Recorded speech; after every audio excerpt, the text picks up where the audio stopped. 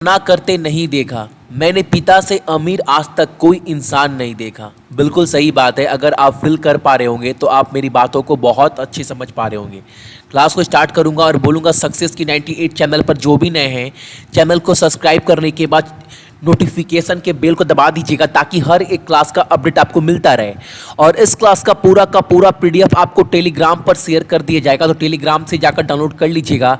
हालांकि सक्सेस की 98.in के वेबसाइट पर भी आपको मिल जाएगा, ठीक है। और हाँ, अगर मॉक टेस्ट देना है तो सक्सेस की 98.net से जाकर दे सकते हैं।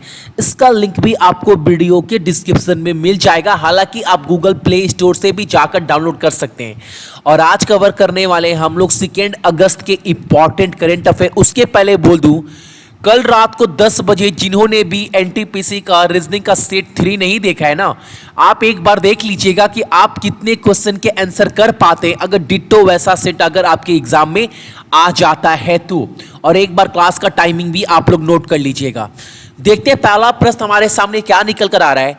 और आज का जो पहला क्वेश्चन है वो ये है, किस भारतीय क्रिकेटर को डोप टेस्ट में फेल होने के बाद 8 महीने के लिए प्रतिबंध लगा दिया गया है उनके खेलने पर।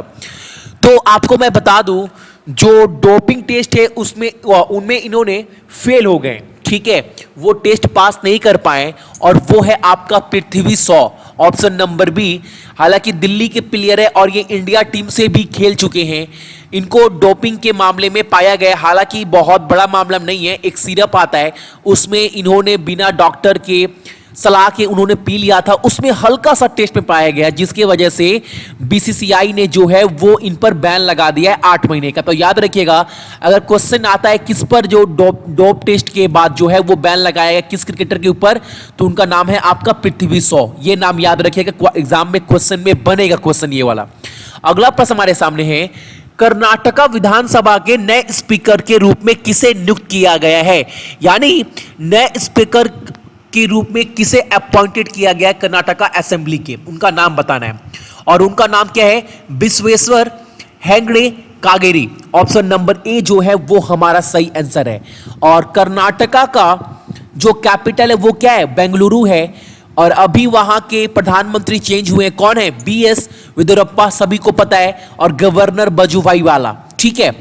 अगला प्रश्न है और काफी इंपॉर्टेंट क्वेश्चन है ये वाला, इसको आप लोग नोट कर लीजिएगा।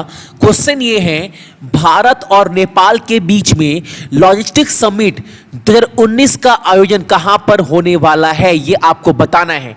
ये होने वाला है आपका काठमांडू में। और एक बात आपके माइंड में आ रहा होगा, भैया ये लॉजिस्टिक ये है क्या। तो जितने भी ट्रांसपोर्ट लेन देन या जितने भी रिलेशनशिप है मेडिसिन को लेकर, हेल्थ को लेकर, या जितने भी शिपिंग वगैरह को लेकर, एक्सपोर्ट इंपोर्ट को लेकर ना, ये सब इसके अंडर आता है। इसको लेकर मीटिंग होगा इंडिया और नेपाल का, कहां पर, तो काठमांडू में। और काठमांडू में आपको पता है नेपाल के जो प्रधानमंत्री हैं उनका नाम क्या है, केपी शर्मा ओली। कैपिटल काठमांडू, और वहां पर जो मुद्रा इस्तेमाल की जाती है वो की जाती है नेपाली रुपीस। और एक बात, इस बार का लॉजिस्टिक समिट 2019 का जो विषय है, जो थीम है वो क्या है, तो वो भी याद रखिएगा, ट्रांसफॉर्मिंग लॉजिस्टिक लैंडस्केप। ये भी आपको इस बार का थीम याद रखना है, ठीक है। अगला प्रश्न हमारे सामने है, गीता जयंती महोत्सव 2019 के लिए किस देश को भागीदार देश के रूप में आमंत्रित किया गया है।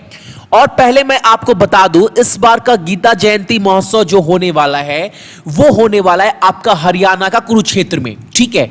हरियाणा के सीएम कौन है, मनोहर लाल खट्टर, गवर्नर सत्यदेव नारायण आर्य, और कैपिटल चंडीगढ़ है, ठीक है। उसके पहले मैं आपको बता दूं, जिसको इनविटेशन मिला है, जो भागीदार है वो है इसका नेपाल, ठीक है। इस बार का गीता जयंती महोत्सव में जो आपका कुरुक्षेत्र में होने वाला है, इसके अंडर क्या होगा, जितने भी भगवत गीता आपने नाम सुना ही होगा, जितना भी ज्ञान है जो अर्जुन को दिया गया है भगवान कृष्ण के द्वारा, उसको लेकर पूरा विमोचन, पूरा ज्ञान जो है वो बांटा जाएगा, बताया जाएगा लोगों को। ये महोत्सव कहां पर होने वाला है, तो ये होने वाला है आपका कुरुक्षेत्र जो हरियाणा में पड़ता है। क्वेश्चन याद रखिएगा, एक एक क्वेश्चन को मैं तोड़ तोड़कर भी समझा रहा हूं, ठीक है।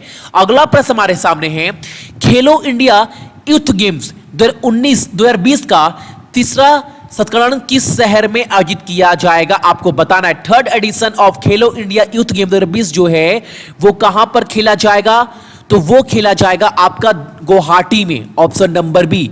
और गुवाहाटी कहां पर पड़ता है? तो ये पड़ता है आपका आसाम में।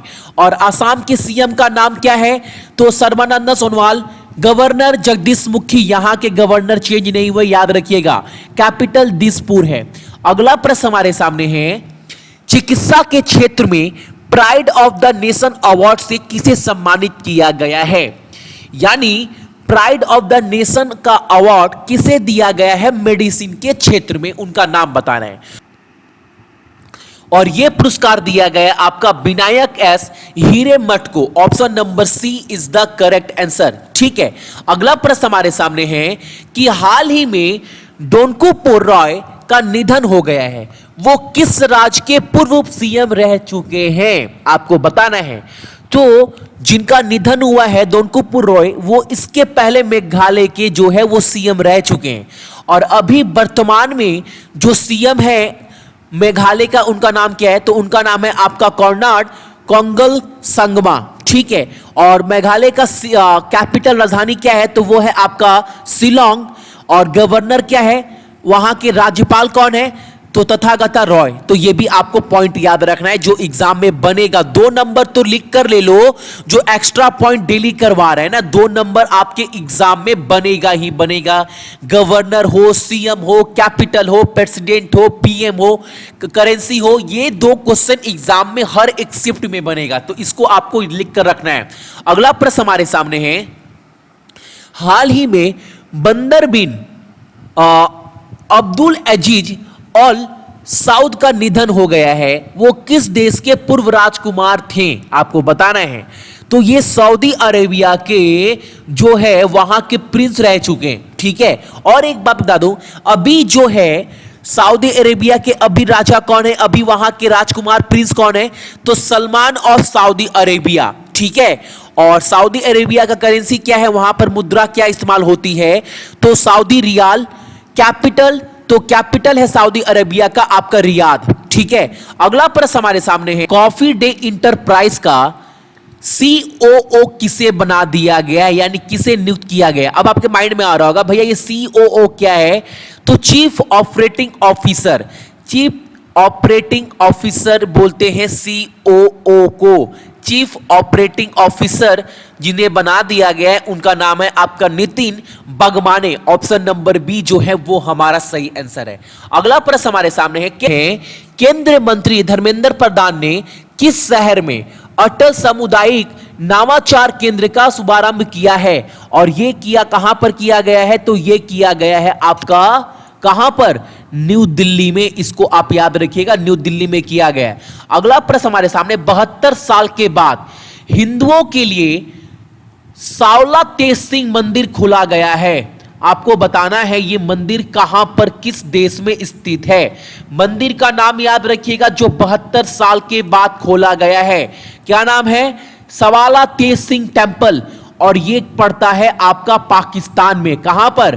पाकिस्तान में पड़ता है। और आज का आपका पहला प्रश्न ये है, आपको कमेंट कर कर ये बताना है कि पाकिस्तान के राष्ट्रपति यानी वहां के प्रेसिडेंट का नाम क्या है, और दूसरा पाकिस्तान का राजधानी यानी पाकिस्तान का कैपिटल क्या है।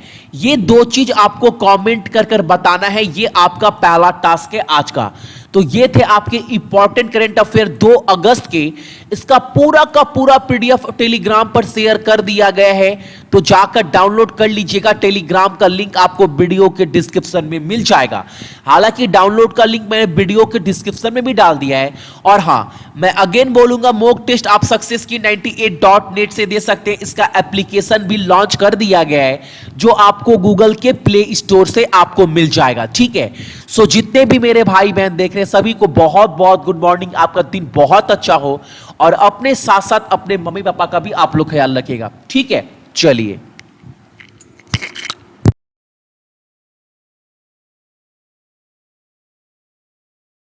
सरकारी नौकरी की तैयारी के लिए YouTube के ऊपर हमारे चैनल सक्सेस की 98 को सब्सक्राइब कीजिए और दबाइए इस बेल के आइकन को, ताकि आपको लेटेस्ट वीडियो सबसे पहले देखने को मिले, वो भी बिल्कुल फ्री में।